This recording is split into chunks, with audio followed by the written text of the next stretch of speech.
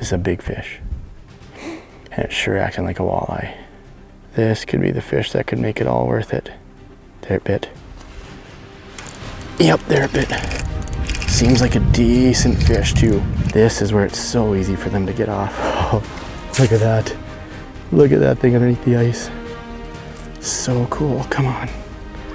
Just gotta get that head up the hole. God, look at that guy. This is so stressful. Getting his head up there. Well, welcome back. We are back out on the ice. Baby's not here yet, so I'm sneaking out one final day, and I've been running around like crazy today. I've tried 3 or 4 different lakes. Some new lakes that I just wanted to get the lay of the land. I probably could have fished any of them, but ended up here, and we're gonna fish here for the evening. And again, another new lake, another small lake, because that's all that's frozen over so far. No maps, not a lot of information. So I'm gonna do a little bit of an informational one today, see if we catch some fish, and talk through just some of my early ice walleye tips, because there's definitely some things that you can do during this early ice time frame to just kind of maximize your potential for catching fish. So I've already drilled out some holes here, so I'm gonna go through and kind of show you where I'm gonna set up my dead stick versus the house and see if that changes throughout the night. So I'm gonna set up the tip up here, and I'll just kind of show you what we're working with, why I'm kind of setting it up right here. This lake is actually quite a bit deeper than I expected. I thought it was gonna be one of those little shallow lakes, but again, without lake maps, really tough to tell. But I'm just gonna kind of pan around, show you what I see, what looked to be maybe a little bit of a point heading out right here. Sometimes with these lakes that you don't have a map for, you just kind of got to go off some of the features that you can see above water. And so I saw a little bit of a point of what it looks like, and so you can see it actually goes up right behind me and gets into some pretty good weeds. So I'm on a pretty good little drop off right here. I'm in about 15, 16 feet or so. Then it kind of levels out. As I pan around, you can see all that over there. Those are actually perch, which really excites me because obviously walleyes really love perch. So as I continue to pan around, you can see it kind of levels out and gets a little bit deeper, a little more barren. This one actually, this side of this point just kind of is a slow tapering drop. The reason I kind of picked where I'm at is you can see it's basically on that drop off, but also the little bit of the weed edge. It looks like about 15 feet or so is that weed edge. So I'm actually gonna show you one more thing that gets me really excited, but I'm gonna need to drop the camera down to show you. Again, just another reason why it's so nice to have this Aqua view hooked up to my live scope. Not always necessarily for watching fish, but just identifying what's down there. I can see a little bit with my live scope. Obviously I can see there's a break there. I can see some weeds, but I don't get the full picture. So I'm gonna pull out the Aqua view here and I'm gonna drop that down. Again, this is so nice because it's just hanging right on my live scope. It's all plugged in. I can just pull it off like that. That reel does a lot of the work. Then I go to my live scope right here. I can just switch it. I already have it pinned there. Now you're starting to see what we're working with. So that tells you a little bit better of the whole picture. You can see there's actually some rocks down there. So we saw in the live scope, there was a drop off, there was some weeds, and here, that one's actually a pretty good size rock. You can see it levels out just a little bit, still a little bit of a break, but levels out from what it is back over that direction. And then there's some of this rocky, rubbly stuff. So I've talked about it a lot when I'm talking location stuff.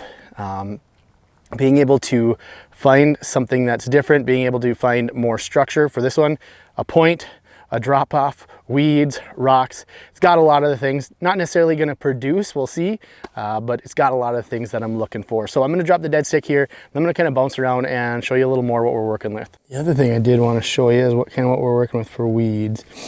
And what I see, we have some awesome, still a little bit green even, cabbage. There was some coontail at one of the holes as well. Good weeds close by, which is what I really like. Again, so easy to just reel it up like that when I'm done, and I just hang mine right there. So easy. Gonna be using that a lot this year. Dead stick setup, just using a little tungsten jig today. Go right in through the mouth, out through the top of the head. A lot of times I can still swim freely, and you can already see it is going to be able to sit horizontal for the most part and swim around down there. So there, dead stick setup. I got some bells on it to alert me.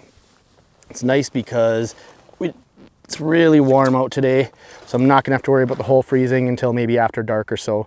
Ooh, so there you can actually see some of those little fish. So I'm gonna switch to the camera here. so I can show you exactly what they are. Yeah, that's what we're looking for, is pods of perch like that are always a good sign, because where there's perch, there's usually walleyes. Bunch over there. Sweet. While we're waiting for this night bite to start, I'm gonna start with the first couple tips.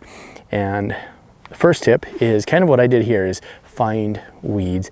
Anytime you can find weeds, early ice, there's still usually some pretty good weed growth. So if you can find some weeds, whether it's a weed line like this or a big shallow weedy flat, that is awesome. But you're also looking for the right types of weeds. You know, you don't always want those really stringy stuff. You're looking for some good cabbage, some good coontail, kind of the same stuff they hang in the summertime.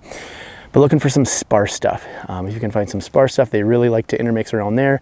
If you can find a hole in the weeds, maybe you had something marked from open water, set up in that open spot. They love to kind of hang out in the weeds and then come out and ambush in those open spots. So find weeds. And another one that I really like to encourage is try to fish shallow. There's not a lot of times here where you can fish really shallow, but the early ice season is definitely one of those. And so whenever I can, I love fishing shallow. I love trying to capitalize on that shallow bite. The last video I put out actually got on a shallow bite, just a ton of fun in like 4 feet of water. So find some weeds. Don't be afraid to fish shallow. Another tip that I want to give is recognize your footprint. And what I mean by that is recognize the space that you're taking up, whether it's the sound, whether it's the light or the shadow, or maybe it's even your electronics. Your sonars sometimes make a ping, and I've heard that that can spook fish. I'm still kind of undecided on that. Sometimes I feel like it does affect it, sometimes I feel like it doesn't. While we're at it talking about spooky fish, this is a great time to utilize a set line. You know, sometimes in the winter I do like to have 2 different presentations in one spot if I'm kind of on a spot, but especially when I'm out like today exploring new lakes, utilize a set line so you can cover more ground. It gets you away from the noise. Can kind of just sit there and be a little bit more finessey and just give you a new area to try. So I can maybe try one deeper, one shallower. Another thing that I like to do is I'll maybe start out a little deeper fishing with my jigging stick, then I'll have that one up a little shallower. Sometimes these walleyes will move up a little shallower as it gets closer to dark. So being able to recognize when they're making that transition with that set line can also be a beneficial thing. We are gonna go bounce around from hole to hole here and try to find some fish. Ooh, that looks like a decent fish. That looks like a decent fish. Come on. That's a good fish. Come on. Come on. Oh man, that's a big fish. I guess I am zoomed in, but that's a 20+ inch fish. Come on. Oh no. Oh no, that's a good fish. I'm trying to turn it to get a better angle. This might be a new one actually. It's seeming a little more fired up. We're kind of on the edge of this point here. A couple of decent fish have shown up. Another one showing up. Come on. Come on. They're hanging out right by this rock. Oh, now he's coming more up. This could do it. This could be it. This could be the fish that could make it all worth it. There it bit. Yep, there it bit. Seems like a decent fish too. Get the live scope pole out. Doesn't seem as big now. Whoa, whoa, whoa, whoa. That was decent. It came up way too easy for being, yeah, not quite as big, but man, still a great fish. Come on. Come on. Oh. He had like no fight, so I didn't think he was very big. That's a decent fish. So cool to see him underneath the ice like that. This is where it's so easy for them to get off. Oh, look at that. Look at that thing underneath the ice. So cool, come on. Just gotta get that head up the hole, which is so hard. Oh no. Come on. Looked like he was, God, look at that guy. This is so stressful. Getting his head up there. Getting his head up there. Oh, there we go. You bet. Get some good light on that thing. Oh, what a sweet, sweet fish. Man, it has been a long time coming for this guy. Even though this is not even close to giant. This is maybe 23, 24 or something like that. But oh, what an awesome fish. We're gonna get it right back here. Oh, sweet. Oh, That was so cool seeing it underneath the ice like that. Wow. Well, that made it feel way more intense than it needed to be, because after seeing all these perch all day, that looked like an absolute giant. Moving on to the next tip, and the next tip is actually doing exactly what we're doing right here, is utilize those low light periods. That could be in the morning, but honestly, I seem to have my best luck in the winter in the evenings. As you can see, there's just a faint bit of light, makes it look brighter than it actually is in behind me, but this last half hour, it has been after sunset. So utilizing those low light periods, that's kind of an all winter long thing. Those low light periods, especially in the evening, just seem to be the key. Oop, oop. Another one slinking down there on bottom. Did not look interested though. So definitely utilize those low light periods. And the other thing is use some sort of glow. Kind of going along with that low light, this is the glass buckshot spoon. It's got a little bit of a red glow. I really like that red glow especially. But using some sort of glow, actually I'm gonna put it in my glow cup here. If you haven't invested in a glow cup, I highly recommend investing in a glow cup. Nice thing just to get that thing good and bright before you send it down. We'll kind of talk through a few of the other tips here as we continue fishing for the evening. But another one, this early ice time is a perfect time to explore some new lakes. Exactly what I'm doing again today. I think I've been to 3 or 4 lakes today. A couple of them have looked interesting. Landed on this one. So far, glad I did. Took a little time to dial in, but it's a great time to explore new lakes because it's easy to travel. Usually the fish are relatively aggressive, and it's often a very good time to try some of these smaller lakes that maybe you can't get a boat into. Maybe they're back off the beaten path a little bit, you have to hike into. These are great times because it's easy to get to, and the fishing can be very, very good, very low pressure. So explore some new lakes during this early ice time, and you're gonna take some hits. I've fished 2 or 3 other ones that I've struck out on. You're gonna take some hits, but when you do find some ones, they can be hidden little gems. And another tip for this early ice time frame is don't be afraid to fish aggressive.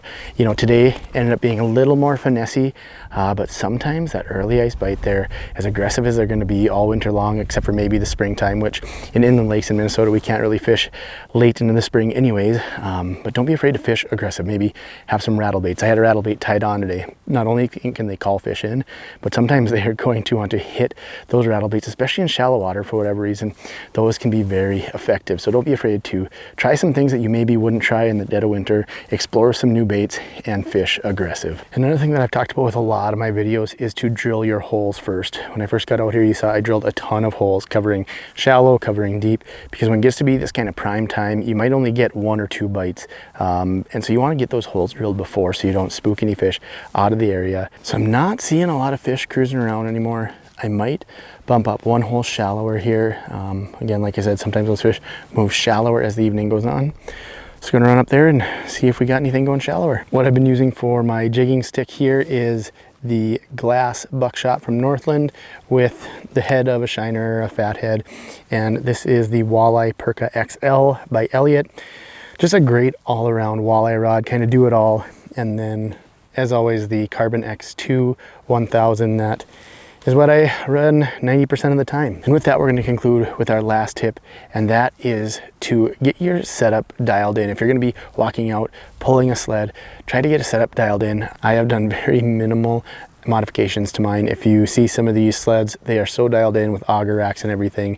I just don't do it enough. I do it for the first couple weeks of the season, and then I'm using my snowmobile. But if you look up a Smitty sled, a lot of you probably know what that is, but it's basically a very easy way to pull your sled out. But get that dialed in. It'll be much quicker, easier, and more efficient to get out on these early ice lakes, and you will realize how bad you are out of shape when you try to chug out a fish house and a sled full of gear.